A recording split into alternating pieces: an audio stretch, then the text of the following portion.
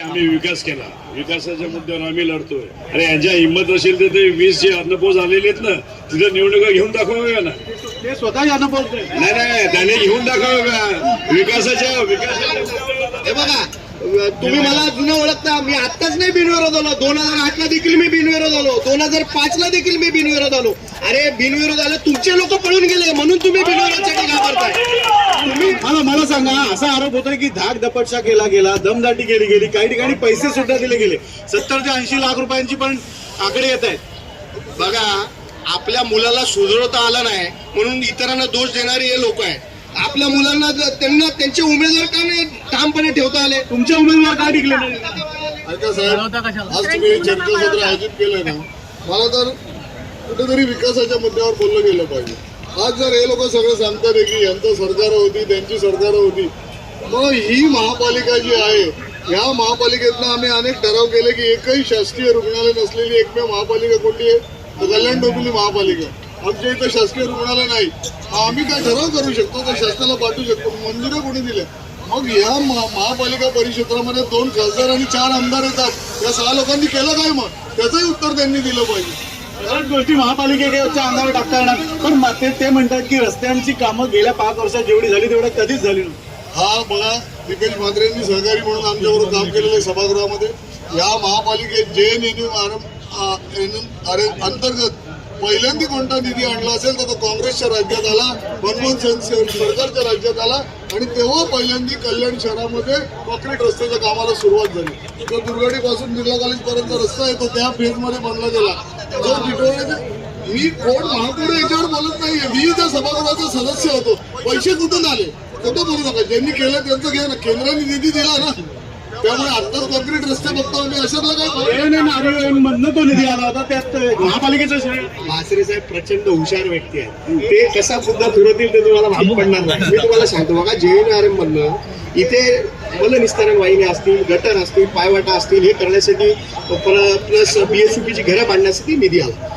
परंतु गल्ल्या कॉन्क्रीट करणे किंवा मेन रोड कॉन्क्रीट करणे याच्यासाठी गेला कोणी नागरिकाला तुम्ही रस्त्यात जाऊन विचारा, तो तुम्हाला रस्त्यावरचा नागरिक देखील सांगेल की गेल्या 5 वर्षात आमचे रस्ते कॉन्क्रीट झाले. बघा, ज्यांनी केलंय ना त्याचं कौतुक करणं गरजेचं आहे. मी तुम्हाला सांगतो, गेल्या 5 वर्षामध्ये कल्याण डोंबिवली महानगरपालिकेत, अरे मेट्रो कधी अपेक्षा केली होती का कल्याणमध्ये मेट्रो येईल? कल्याण भिवंडीमध्ये मेट्रो आली.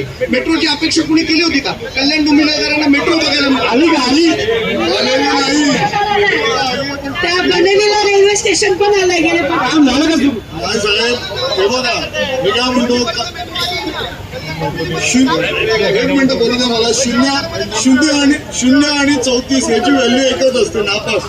त्यामुळे काम चालू आहे ना. पूर्णत्वच काय आलेलं आहे? कल्याणकरांना काय दिलेलं आहे? कल्याण पूर्वेचा माणूस, एक मिनिट, कल्याण पूर्वेच्या कोणत्या माणसाला पलीकडे जायचं असेल तर तो कल्याण पश्चिमला उतरतो आणि मग रिक्षात बसून जातो. एकमेव शहर असं आहे जगाच्या पाठीवर तर ज्याला पूर्वेला जायचं तो पश्चिमेला उतरतो आणि मग तो पूर्वेला जातो. मग हे कसले विकास केलेले? थोडक्यात मग तिकडे जायचं. बघा, मी तुम्हाला सांगतो, सचिन बाचरे साहेब, आज कल्याण स्टेशन रिमॉडेलिंगचं जे काम सुरू आहे, कल्याण स्टेशनवरती एवढा मोठा सॅटिस उभारला गेला. कल्याण स्टेशनचं रिडेव्हलपमेंट बाहेर सुरू आहे.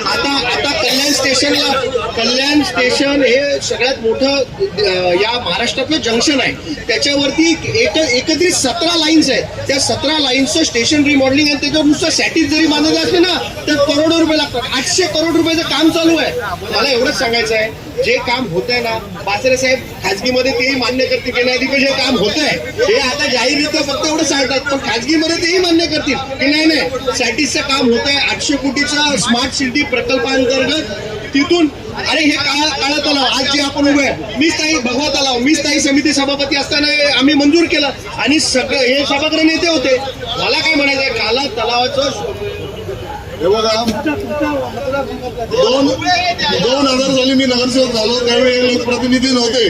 2001ला याला प्रशासकीय मान्यता घेतली. 2002ला याचं काम चालू झालं आणि 2010 साली याचं उद्घाटन झालं.